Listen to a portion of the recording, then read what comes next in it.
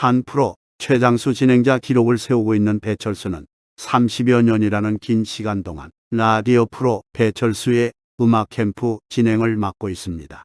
한때 그는 전설적인 록밴드의 멤버로 많은 사랑을 받기도 했습니다. 지금에야 젊어서 고생은 사서도 한다잖아요 하고 웃으며 얘기하지만 밥 굶는 일이 일상일 정도로 가난의 시련도 있었습니다. 생사의 기로에 설 만큼 큰 사고로 그는 목숨을 잃을 뻔도 하는 등 다사다난한 삶을 걸어왔습니다. 음악이 사랑인 동시에 신념인 배철수의 인생을 한번 들여다보겠습니다. 그의 아버지는 평안남도 평원 출신으로 해방 직후 월남에 결혼한 뒤 배철수를 낳았습니다.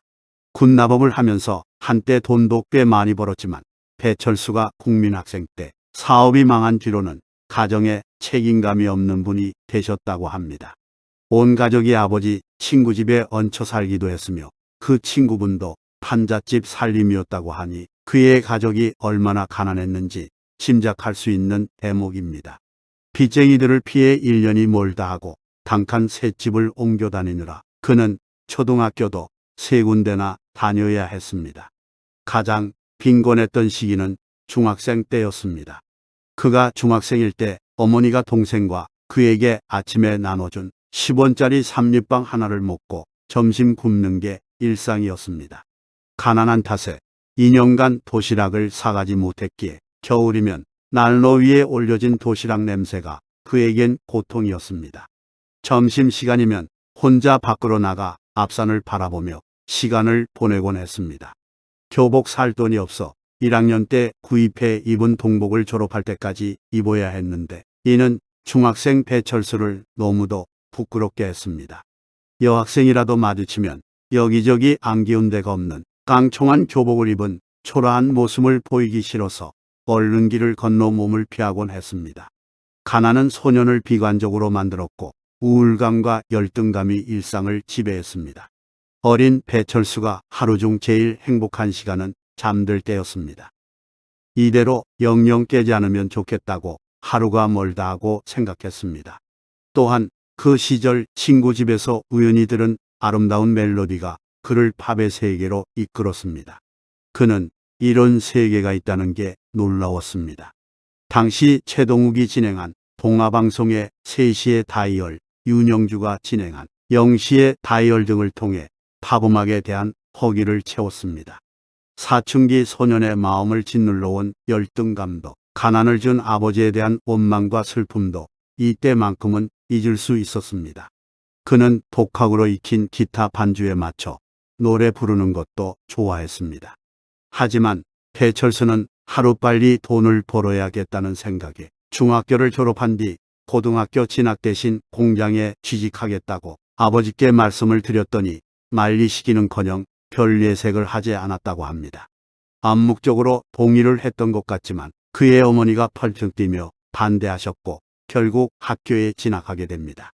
그가 국립한국항공대학교에 진학한 것도 등록금이었고 책과 교복 등이 제공되었기 때문이라고 합니다. 한국항공대학교 스쿨밴드였던 활주로의 기타 겸 보컬로 활약하다가 1978년 TBC 제1회 해변가요제에서 세상 모르고 살았노라로 인기상을, MBC 제1회 대학가요제에서 탈춤으로 은상을 수상하며 일약 스타덤에 오르게 됩니다.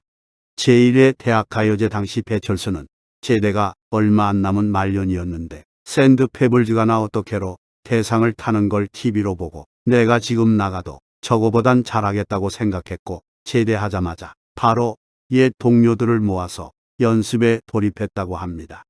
이 당시의 일화에 대해 그가 직접 이야기하길 말년답게 내무반 침상에 누워서 보다가 대상 샌드페블즈가 발표되는 순간 벌떡 일어났다고 합니다.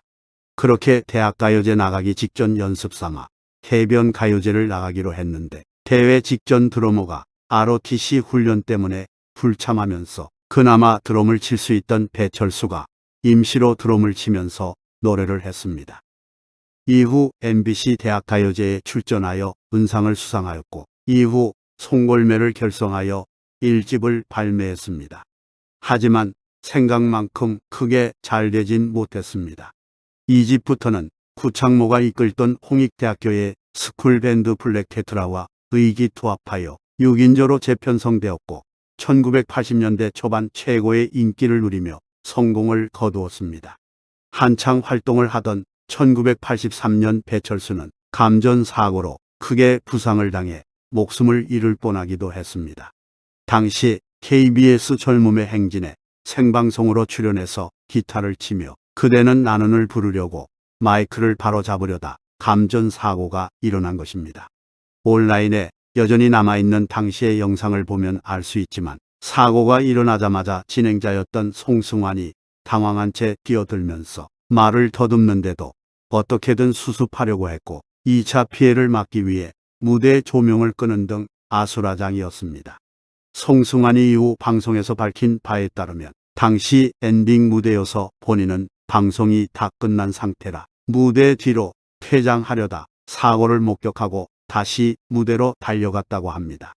스태프들도 충격을 받아 얼음처럼 굳어있는 걸 보고 본인이라도 정신 차려야 한다는 생각에 마이크를 다시 잡고 아무 말이라도 했다고 전했습니다. 카메라는 배철수를 잡지 않으려고 노력하는 와중에 관객들과 스태프들은 충격을 받고 소리를 지르며 떠들어대는 등 녹화장은 초토화된 상태였습니다. 더욱이 1983년 당시는 인터넷이 없었기 때문에 배철수의 생사 여부를 묻는 팬들의 전화가 방송국에 빗발쳤습니다.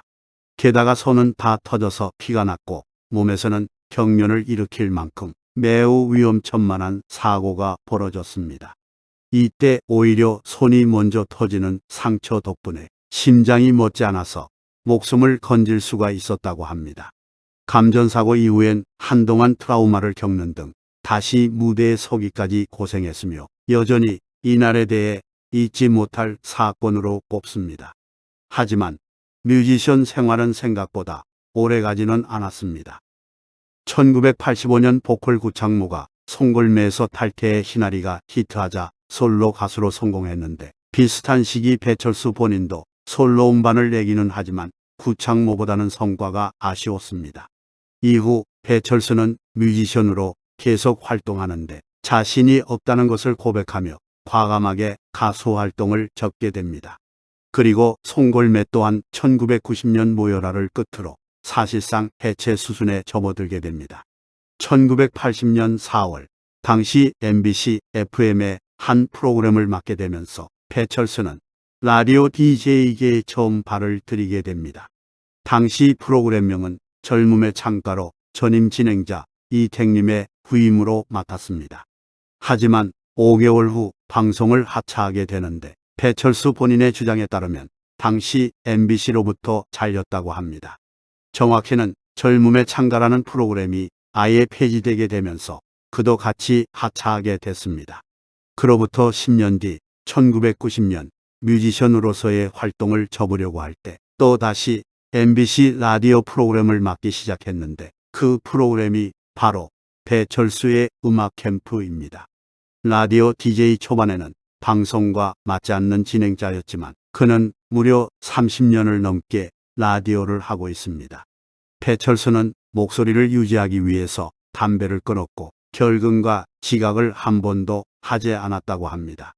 무슨 일이 있더라도 방송 시작하기 2시간 전에는 방송국에 있어서 모르는 이들은 그가 MBC 직원인 줄 알았을 정도라는 일화도 있습니다. 음악 캠프를 맡으면서 본인에게도 많은 변화가 있었는데 먼저 이 프로를 통해 결혼에 골인했다는 것입니다. 바로 음악 캠프의 첫 번째 PD와 배철수는 백년가 약을 맺게 됩니다.